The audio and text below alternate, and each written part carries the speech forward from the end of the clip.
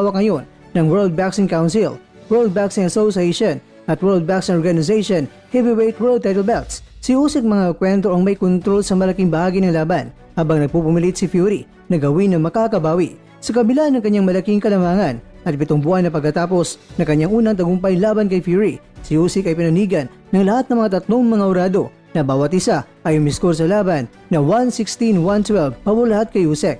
I win. Ito ang simpleng sinabi ni Usyk pagkatapos ng laban. I win. Thank you God. I had a good preparation. My wife helped me. For me, this is a very happy day. Sinabi pa daw ng kanyang anak na Papa, nagtagumpay ako sa judo at nagkaroon na siya ng belt. Kaya ang sabi ng anak niya na ikaw na ang susunod.